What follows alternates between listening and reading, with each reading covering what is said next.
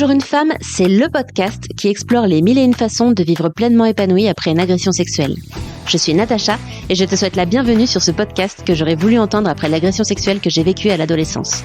Comme beaucoup de femmes, j'ai cru pendant de longues années que je ne m'en sortirais jamais. Pourtant, aujourd'hui, j'ai une vie pleinement épanouie, particulièrement au niveau de ma sexualité. C'est possible. Seule ou avec mes invités témoins et experts, je donne à chaque épisode des clés pour que toi aussi, tu puisses te créer une vie dans laquelle tu te sens libre, puissante et épanouie. Bonne écoute. Bonjour, alors aujourd'hui, on va répondre à une question qui est: est-ce que je dois en parler à mes enfants ? C'est une question qu'on m'a posée plusieurs fois et la réponse est: il n'y a pas de réponse universelle, comme beaucoup de questions sur ces sujets-là. Les questions à se poser en fait dans ce cas-là, c'est pourquoi ? Pourquoi on a envie d'en parler ? D'où ça part cette envie d'en parler à ses enfants ? Ça peut être la peur que ça arrive à nos enfants, donc pour pouvoir prévenir ce truc-là. Ça peut être parce que on a peur que nos enfants le découvrent par hasard et on préférait qu'ils l'apprennent de notre bouche. Déjà, ce qu'il faut comprendre, c'est que dans cette question-là, il y a des nuances. C'est-à-dire qu'on n'est pas obligé de tout dire ou de rien dire. Il y a peut-être des choses qu'on peut dire et d'autres qu'on peut taire si on n'est pas tout à fait à l'aise avec l'ensemble dès le départ. On n'est pas obligé non plus de tout dire d'un coup. On peut y aller par étapes en fonction de l'âge de l'enfant et en fonction de là où on en est nous par rapport à peut-être le degré de dépassement ou à quel point on a digéré ce qu'on a vécu. Voilà, donc déjà, comme pour beaucoup de questions, on peut mettre de la nuance dans cette question.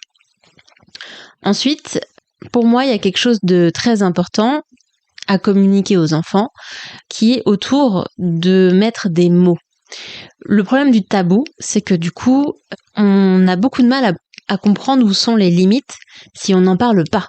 Si on ne parle pas des potentiels risques, de là où c'est ok et de là où c'est pas ok, bah du coup, les enfants ne sont pas en mesure de poser leurs propres limites et ne sont pas en mesure de comprendre si ce qu'ils vivent est normal ou pas. Donc, dans un premier temps, on peut déjà parler à nos enfants du sujet, sans parler forcément de ce que on a vécu, nous. Ensuite, dans un deuxième temps, ce qu'on peut faire, c'est parler de ce qu'on a vécu, mais avec des mots adaptés à l'âge de l'enfant. C'est-à-dire que on va peut-être pas forcément utiliser les mêmes mots avec un enfant de 6 ans et un enfant de 15 ans. Un enfant de 6 ans n'est pas en mesure de comprendre l'étendue de ce que peut représenter une agression sexuelle, quand un enfant de 15 ans, un enfant de 15 ans est plus en mesure de comprendre la sexualité, les limites, etc. Néanmoins, en ce qui me concerne, moi j'ai choisi de parler de consentement dès le plus jeune âge. Mes enfants, et ça je vous le donne si vous le faites pas déjà, mes enfants depuis qu'ils sont tout petits, dès qu'ils ont été en âge de jouer, je leur ai proposé de jouer au jeu des guilis. C'est-à-dire que on joue au guili, il y en a un qui chatouille l'autre, et quand l'autre dit stop, on s'arrête immédiatement.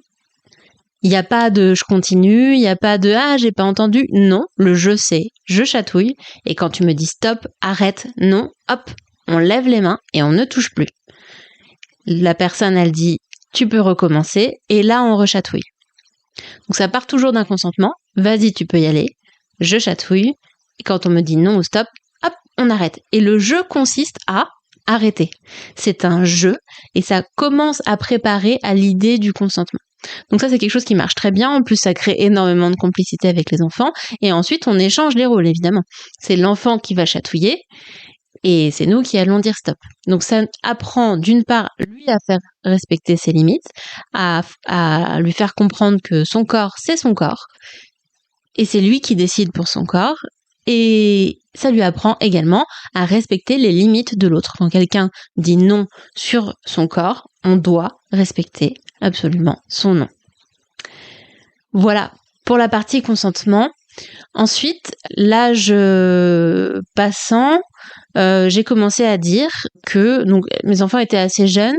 Quand mes enfants ont eu autour de 4-5 ans peut-être, ou peut-être un peu plus tard, j'ai commencé à expliquer que c'était important pour moi, cette histoire de consentement. Donc évidemment, on s'est pas arrêté, hein. Il y a eu toujours des dialogues autour de « j'ai dit non, donc c'est non », c'est mon corps ou c'est ton corps, tu as le droit de dire non, ou entre frères et sœurs, c'est son corps. Donc s'il te dit non, c'est non et on s'arrête. Et puis, en évoluant, j'ai commencé à expliquer que quand j'étais jeune, il y a un garçon qui a pas respecté mon consentement et ça m'a fait beaucoup de mal. Ça m'a créé du mal, ça m'a fait souffrir, ça m'a fait souffrir dans ma vie et que c'est pour ça que c'est important pour moi.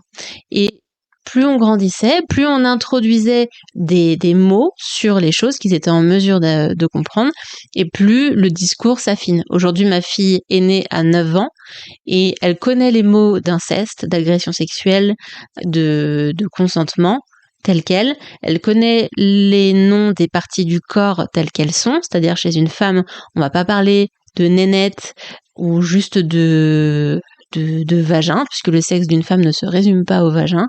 Elle connaît les mots vulve, vagin, grande lèvre, petite lèvre, clitoris, etc., etc. Donc elle sait nommer les choses. Et pour ça, je pourrais vous recommander des livres, je les mettrai dans la description de cet épisode. Il y a un super livre de Isabelle Filiosa et Margot Filiosa. J'ai oublié son nom complet, désolée Margot, qui s'appelle Mon corps m'appartient et qui parle du consentement en général, des dérives qu'il peut y avoir, des dangers. Donc ça introduit le sujet du harcèlement et des violences physiques, sexuelles. Et il y a une autre série de livres qui parlent des parties du corps, de la sexualité, mais de manière assez large, et qui introduit de manière très inclusive la sexualité, la parentalité, le rapport au corps, etc., etc. Donc des très très très bons livres qui ont permis de comprendre, de mettre des mots et de pouvoir observer, d'en parler surtout sans tabou. Sans tabou, ça permet de mettre des limites, de mettre des mots, de pouvoir dire s'il y a des choses qui se sont passées, d'expliquer rapidement et clairement qu'elles se sont passées, comment elles se sont passées, etc. Et de pouvoir lever la honte d'en parler. Si quelque chose s'est passé, on sait que le sujet est un sujet qu'on peut aborder et qu'on peut rapidement aller voir une personne de confiance, que ce soit un parent, un professeur ou n'importe qui d'autre. Voilà pour cette partie-là. Ensuite, si on a vraiment envie d'expliquer ce qui nous est arrivé, comme je le disais, le tout, c'est d'adapter son discours à ce que l'enfant est capable de comprendre, à ce que l'enfant est capable de gérer à son âge. Et moi, je conseillerais de parler de ce qu'on est capable de transmettre avec une charge émotionnelle acceptable. Qu'est-ce que j'entends par là ?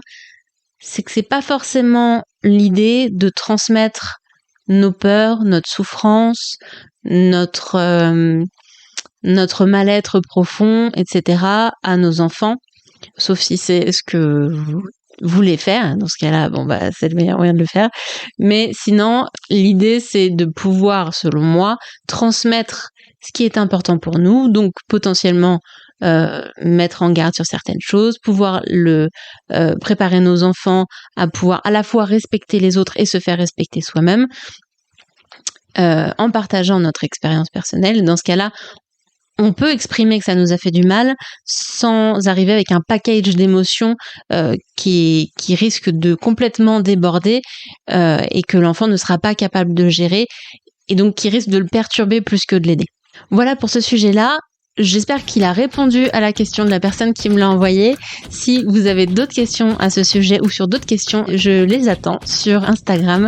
Vous pouvez me mentionner sur une story avec vos questions ou en message privé et je me ferai un plaisir d'y répondre.